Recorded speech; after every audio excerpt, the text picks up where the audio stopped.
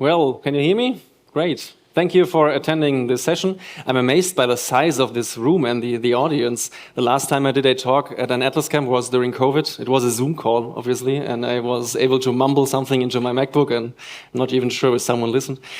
So this is something else. Be kind with me. We will be talking about our largest Forge migration so far, so a Connect to Forge migration. You can read it over there. We have shifted 90,000 installations to Forge, which is a bit of an exaggeration, to be honest. If we are talking about 90,000 installations, we are talking about the number in the marketplace, but you can probably get an idea of which app I'm talking about. 90,000 installations is the total installation count of Draw.io, the app that my company is probably most known for. And we have migrated that app to Connect on Forge, or to Forge, in last October. And this is going to be an honest walkthrough to all the steps we have taken and the steps we will take for our next Forge migrations that we have ahead. And yeah, I hope you learn something and take something with you that you will learn. As I can imagine, there are many people in the room that have a Forge migration ahead too. So a few words about me. I'm Julian. I've been in this ecosystem for 10 years now, nearly. Usually I'm actually a developer. I write code if I'm not on a stage like this, and if I'm not doing, I'm just a developer who made some bad decisions, and now I'm here. However, usually I'm sitting in a basement, which is why I feel this feels kind of familiar here. And now I'm going to talk about what we did in the last month. Enough about me. A few words about Draw.io. This won't become a product demo, but I thought as we are spending the next 30 to 40 minutes speaking about an app, it would be good that everyone in the room knows what this is about. Draw.io is the top-rated Confluence diagramming solution since 2013. Many customers on data center and cloud are using it, and it's an app that offers diagrams and whiteboards on Confluence. A fun thing, a technical detail, is that it has always been using as little egress as possible, which is funny because we made that architectural decisions years ago before anyone had the idea of Forge.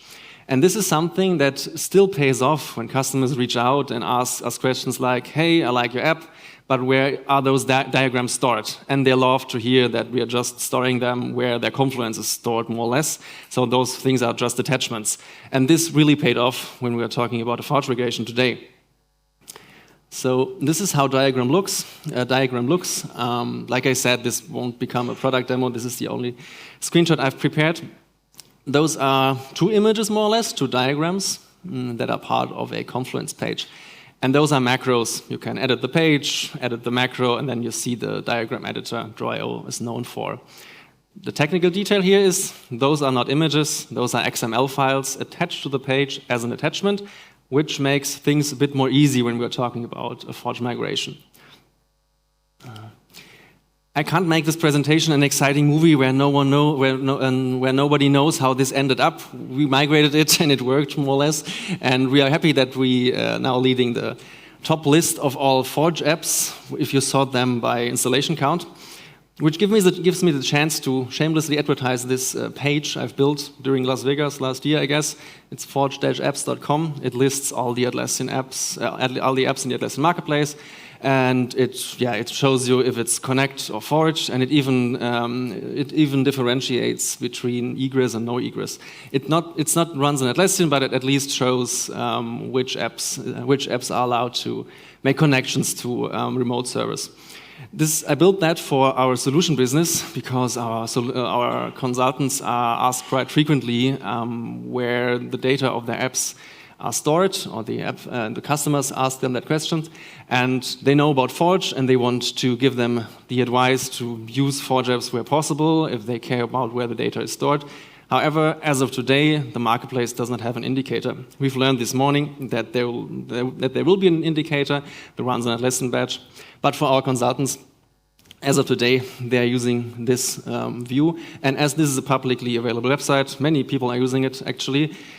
I think many Atlassians are using it, even because I see many Australian IP addresses on the server. So it might be a coincidence, but it seems to be a bit famous.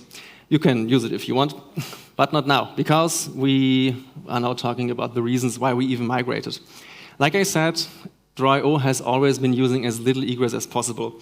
And customers love that. And now as Forge is around, we really wanted to use that power of the product even more by moving more things to the Forge infrastructure. So this is one of the reasons why we migrated.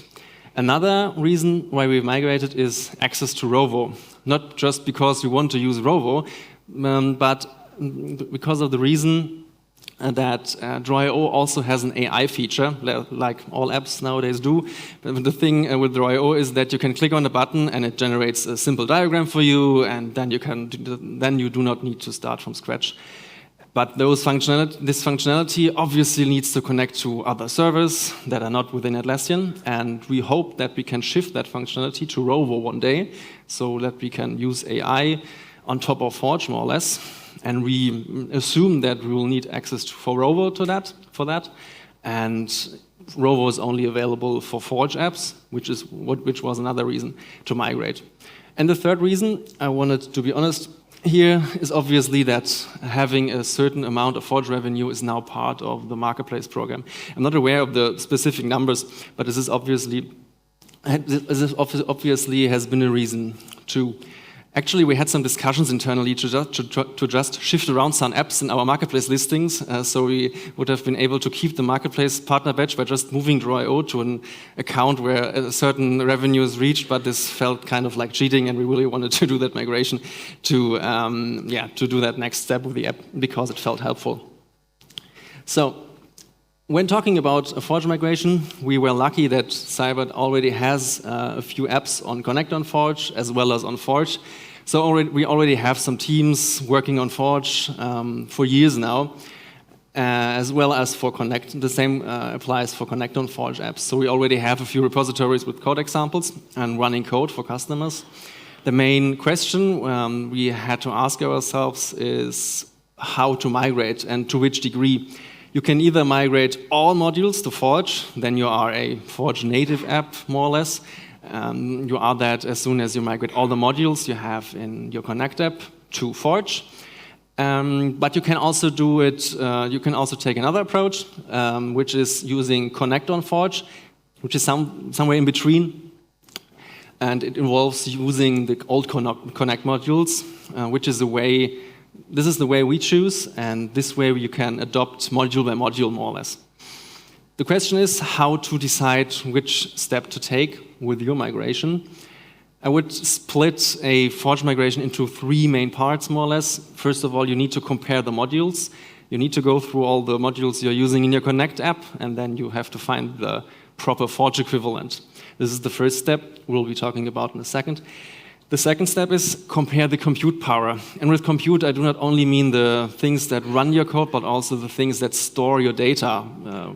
Those are questions related to databases, for example. And you also need to compare what you're using right now and what Forge is offering as of today. And the third part is obvious, it's doing the migration, getting your hands dirty. Until there, you just have to talk and write Confluence pages, but then things get serious and you have to get your hands dirty. But we'll be talking about all those 3 steps now. In case of Draw.io, it was rather simple comparing the modules in October 2024 because not many modules have been available back then. Those are the Connect modules that the Connect version of Draw.io is using. The admin pages, the post-install page, general pages, all of them are replaced by the Confluence Global Settings module, which is easy because all those things work the same. You just have to configure the Global Settings module. But Draw.io is also using the Custom Content module and the Dynamic Content Macros module. This was not available in October 2024, at least not to a degree that it would have been useful for us, because it's not. You really have to have an in-depth view on the documentation, because in October the macro was available, obviously, but not with, for example, module continuity. So it wasn't possible to replace the old macros with the new ones. And also it was lacking a custom editor for the macro parameters, which is more or less what Draw.io is. You click on edit and then the whole diagram editor pops up. This is available as of today, actually, but in October 2024, it wasn't. Then we had some other modules, like the configure pages, which is important for the Jira part of the app, not too important for now. And the translations were missing in October 2024. I think they were in EAP, so we couldn't use them back in the days. I emphasize the part that we analyzed that in October, because now in January, most things have improved in a big way. So the macros are now more or less fully supported. It's only lacking a full screen experience, but you can have a custom editor for the macro parameter editing, and you have module continuity for macros, but not for custom content. So this is something you need to check. Is it available on Forge? Is it available with the functionalities you need? Does it offer module continuity? And the last question is it still in EAP or preview, or is it available in general availability? Because those differences are important. Because until it's in GA, before it's in GA, Atlassian has the right to change things out of the sudden. So you need to check that in the documentation first. So I highlighted that you should check the documentation and the updates Atlassian is doing. And usually reading the change logs is enough. However, if you really want to get an in-depth view of what Atlassian is currently working on, you can also use the page I've built last year. It monitors all NPM packages that Atlassian, that Forge is contained of, and those are all information publicly available. This page automatically monitors that, and it analyzes the changes Atlassian is making to those single modules, because the Forge NPM packages are managed in a monorepo, and it's managed by change sets, which is another library. This all leads to the fact that you can more or less reliably parse the change logs that are part of those 25 NPM packages. So this allows you to filter by important changes and all changes. So if you really want to be one step ahead and want to know what Atlassian is currently working on, you will find many information 1 or 2 weeks before they are part of the official documentation, which is kind of useful, because if you, like I said, we started the migration in October. Nowadays, if we started the migration today, we probably would make different decisions. And this is the most up-to-date view inside of what Atlassian is doing. Feel free to try it out. It's also available on the internet for free, but not now. Let's talk about the second step of the migration, which is the computing part. Like I said, when I say computing, it's not only about running the code, but also saving the data. And this is where things are quite tricky with Draw.io. I already explained most things take place in Confluence and in Jira. But this is not the whole truth. The easy parts are outlined on the first 2 points. It's that diagrams are stored in attachments, and metadata, to make it available in the search, are persisted in CCE, which is custom content entities. And that's the easy part. Those are part of official APIs. You can access them like in Forge, like you do it in Connect. That's easy. However, Draw.io also offers whiteboarding. You can draw those diagrams more or less in real time with your coworkers. This is the whiteboarding part, and this is where things are a bit more complicated. This involves, on the backend, involves Cloudflare workers, durable objects, and the client connects to that via WebSockets. This is all not available on Forge as of today. So WebSockets, you can't even connect to a backend via WebSockets from the client right now. And so you should also write down, which is where we did, all the different parts your app does on the backend, and then find Forge alternatives, which are, when we're talking about the backend, more or less the things on the right of the slide. It's the Forge functions. That's the easy part. Most people probably know them. It's Node. You can run simple functions there. You can even, nowadays, even run functions that run 15 minutes or longer.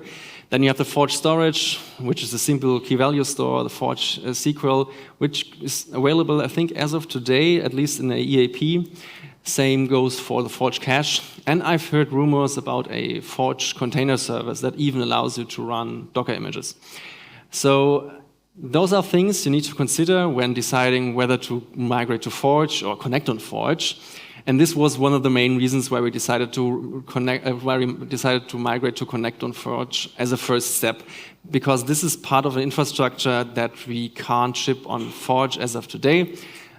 However, you could probably do it now by using Forge remotes. So you could migrate all modules and connect to your Cloudflare workers via Forge remotes. Then you would still be a full Forge app, but not once on Atlassian. So it's really important to know the differences, and it's important to be up to date in terms of what's available and what's not. You should maybe check out the page I've showed you before to see what Atlassian is working on, or take the next times as a chance to speak with the Atlassians as long as they are in this building to see what you can use within the next month. So this was the main reason why we decided to migrate to Connect on Forge. Which brings me to the third part of a migration, which is getting your hands dirty, more or less. The first thing that's very important, obviously, is reading the documentation. I've been in this ecosystem for 10 years now, and you should have tried to build a Confluence server app 10 years ago. With the documentation back then, it was challenging. Nowadays, the documentation is way better, and it's updated very frequently, and you should really read it. To be honest, I didn't do it before starting the migration. I did some mistakes, and I wanted to share that because I've missed some parts, especially this one, which was a bit silly. You do not need to migrate to Atlassian Connect JSON to the manifest version by hand. I started the migration without reading that part of the documentation that links to that package, and I just did it by hand. It took me half a day, and it was completely useless. And this tool makes it automatically. And not even that, it also shows hints in case your app is using some edge cases, or some APIs that are not available on Forge as of today. So this is a useful tool, even if you do not use the result of the tool. It makes sense to check it out. Another thing that is very important is you should read the content about module continuity. Like I said, it's not enough if a module is apparently available according to its name. You really need to read the content about module continuity for the modules your apps are using. Because I know a lot about the Forge macro module, because we are running a few Confluence apps, and the module continuity. It sounds like it's more or less straightforward, because it's meant that in a way that the Connect version of your app seamlessly replaces the Forge version of your app seamlessly replaces the Connect modules. However, it's likely that you will need to change the implementation a bit. When we are talking about a Confluence macro, the migration takes place lazily, so it's not a big bang that every page is automatically migrated. As soon as the first user is opening the macro, the implementation of Atlassian migrates the macro. So your app code needs to check whether this is still a Connect version or whether it's Forge. It's not that hard to implement that, but you need to be aware that you need to do that, because maybe otherwise you will maybe have a bad surprise as soon as you do the production deployment. So you should really read that. I've actually read it this morning for another module, and the page was updated 2 days ago. So it's very important to be up to date here, because Atlassian actually does a good job to update that very frequently as soon as new details are available. So yeah, make sure to read also that. And a next step, obviously, is test the app properly. I won't get into every step of the documentation, because you can read it yourself. Obviously, on a broader level, you have your Connect app, which is a Connect JSON file with an infrastructure, and then you have the manifest file, the manifest file of your Forge app.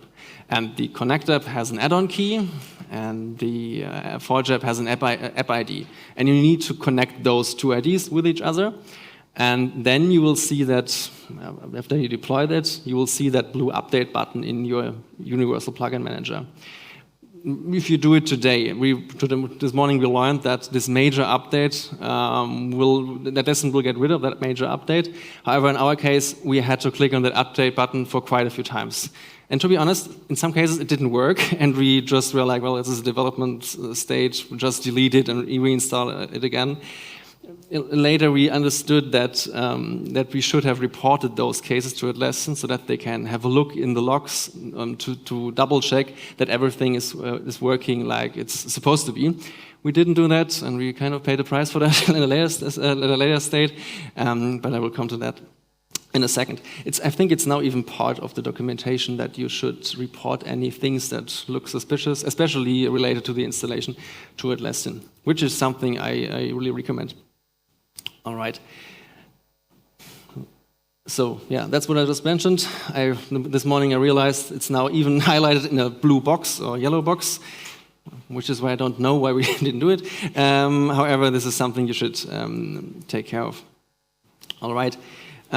Before you deploy, like I said, the migration is rather straightforward. On a broader level, you connect the both files with each other with the ID. And then there is that one step where you have to do a production deployment of your Forge app. The thing is, there are parts written down in the documentation that can't be changed afterwards. There are things that are set in stone afterwards. And you really need to double check if you have everything in place that's needed for the migration to happen. For example, you need a good answer to the question, does my app need connect app account persisting? Sounds strange, but it's important to know that because you can't change that afterwards. On a broader level, this means that if your customer once needed to make adjustments to the app user account your Connect app is connected with, so every app also has a user in some ways, and in some cases, customers make adjustments to that app account, to that app user account, kind of. And when you deploy your Forge app, a new user account is created. So this user account then has other permissions. But if your customers rely on the permissions that are set up for the Connect app, then things can go wrong, or at least they have to do the permission setup again. So if this is the case for your app, you can raise a ticket with Atlassian and they will fix that for you, but you need to do that before the final deployment.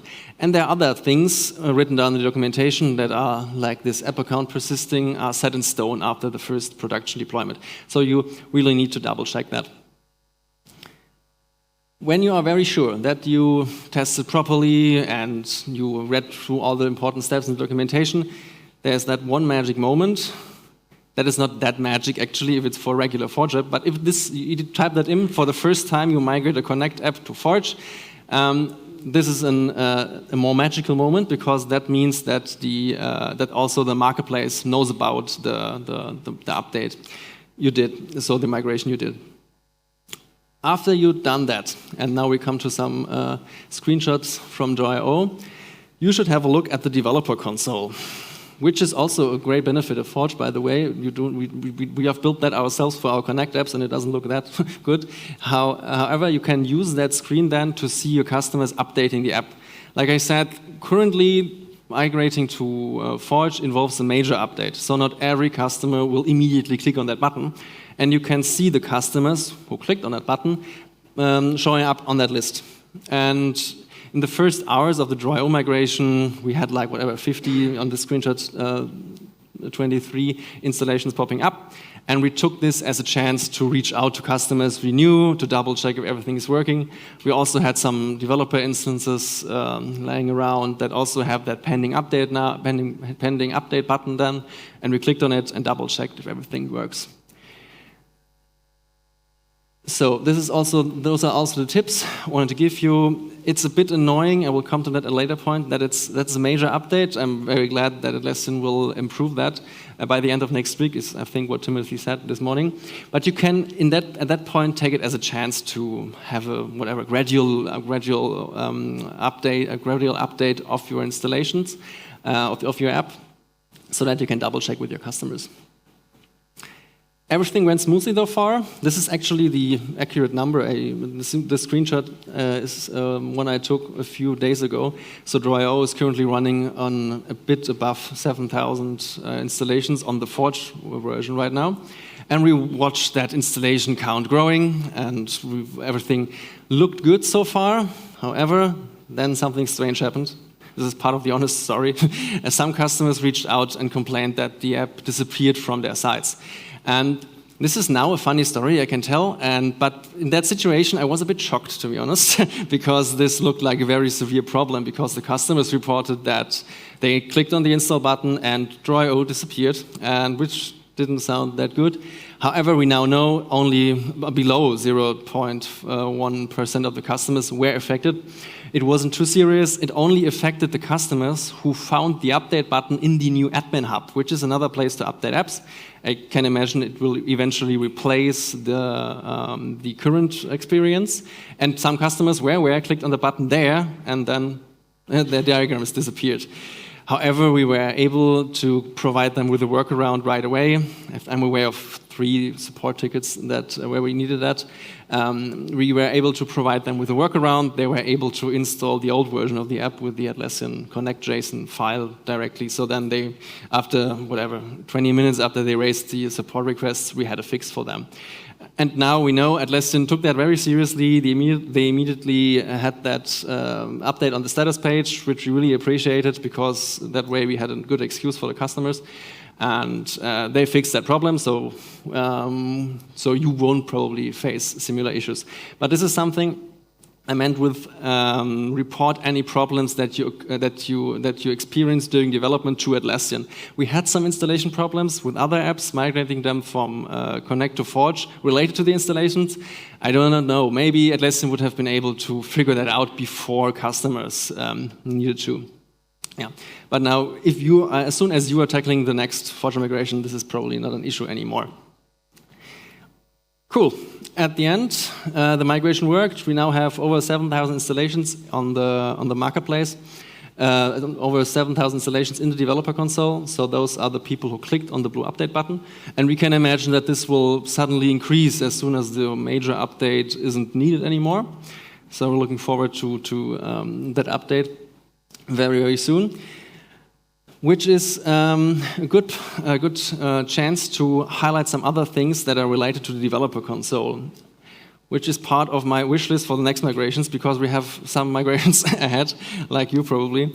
And I have prepared a small wish list for things that I would like to see improved in the next weeks and months. And I made that presentation 1 or 2 weeks ago, and many things are now already addressed, so not everything is up to date actually. Atlassian fixed many things in the last days and weeks.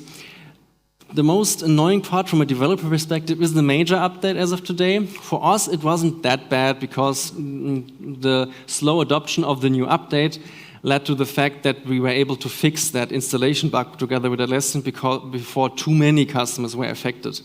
The downside of that major update is, however, that you, as a developer, probably want to reduce complexity. We would love to cut the cords to the old Connect infrastructure in Draw.io and other apps, but as long as the update involves a major update, you probably will never reach 100% adoption rate for the Forge version, so we will always have to run the old Connect service, which is bad from a developer perspective.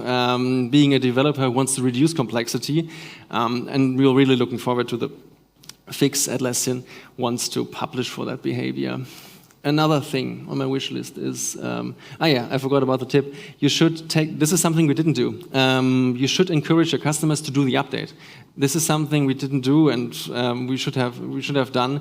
You could show your customers some flags or some notes for the administrators at least, so that they know about the update, so that they can click on the update button, so that you can actually do that, so that you can actually check if everything's working, and maybe do that on a Monday or so, and so that you have the whole week to ask customer questions about the update. Because customers do not only reach out with problems, some customers also reach out with just questions about the update. What is new, what happened? And Atlassian is doing a good job in terms of providing information about Forge. So we have prepared that one answer for the customers that highlights the benefits of Forge. So we were able to provide customers good answers about the reason why we migrated. So expect some questions from customers when they have to click on the blue update button, especially in case of Draw.io. This has been the first major update in years, so it was obvious that some customers have some questions. So maybe have that answer prepared. Next point on my wish list is a better performance for the installation list. This is an actual screenshot from the installation list of the developer console of Draw.io. And it has 8,000 installations, which now takes 1.5 minutes to load, which is kind of annoying. It seems like it's a bit overwhelmed by the amount of installations. It's not too bad. However, we need that list for support requests. Customer reached out. We need to know which app they are running. We could look it up in our own database, which we still have for the Connect app. But this view is convenient, but we have to wait for it to load for a very long time. And I think I have raised a ticket with Atlassian for that, and I know that they are already addressing it. It works, it's just slow. It's just slow. Maybe not a problem for apps that have, whatever, below 1,000 installations. As of today for Draw.io, you have to be very patient, which is why I implemented a cron job on our own infrastructure that is using Atlassian's GraphQL gateway that this developer console is using under the hood to fetch all those installations to our own spreadsheet-like tool. It's called ctable, but you can use whatever you want, obviously. This table is then used by our support team without any loading times, and it's more or less up to date. It gets refreshed every hour. If you need that list and you're going to migrate in the next weeks, until this is fixed, you probably want to fetch that list periodically into your own infrastructure if you need it.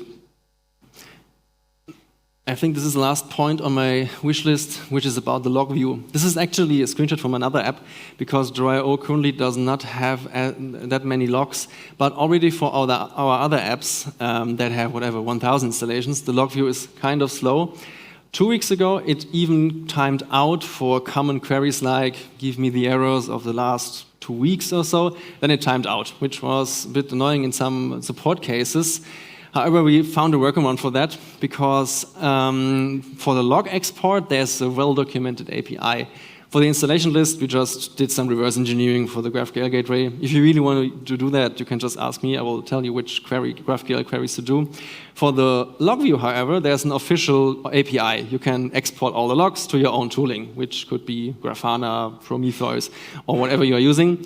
This has some benefits, because you can search through the logs more efficiently, and you do not have to wait for the developer console to load. So it's not only about speed, it's also about querying things. So you should check out the export API if you need it. Maybe you should start doing that as soon as you see that the log view is too slow for your use cases.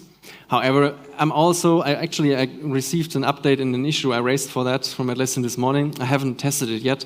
Atlassian announced that it's now at least faster and it does not time out anymore. So they are already working on improving that. All right. There's one last topic that we should address here. Will Draw.io run on Atlassian? Like I said, Draw.io is now more or less only using still using Connect modules, and is not running all the modules on Forge as of today. But this morning we learned there will be a new badge on the marketplace that is called Runs on Atlassian.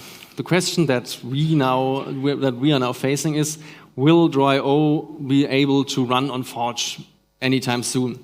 And the answer is yes. Actually, we are committed to move Draw.io to Forge as close as we can, as it's possible, and we see Connect on Forge only as a first step on that journey. But we have some topics that we need to address ahead, like the how to do whiteboarding, real-time collaboration on Forge infrastructure. That will be challenging and maybe involve changing some of the features in a big way, with the sole migration of the manifest file. There was no need to touch the code too much. With those migrations, we would probably need to change the implementation details in a more big way, because maybe Atlassian will bring out a functionality that allows real-time collaboration with the client. But then we need to get rid of all the Cloudflare infrastructure, because we can't run Cloudflare in a Docker image, and we won't be able to do that like we do it right now on Connect. So our plan is for Draw.io to move every module as soon as possible to Forge, so that it will be one day become a Runs on Atlassian app. But there are some challenges ahead. All right. So maybe in 1 or 2 years, I will be doing another talk at an Atlas camp that is then about how we managed to run Draw.io on Runs on Atlassian. But for now, that was it. Thank you for listening.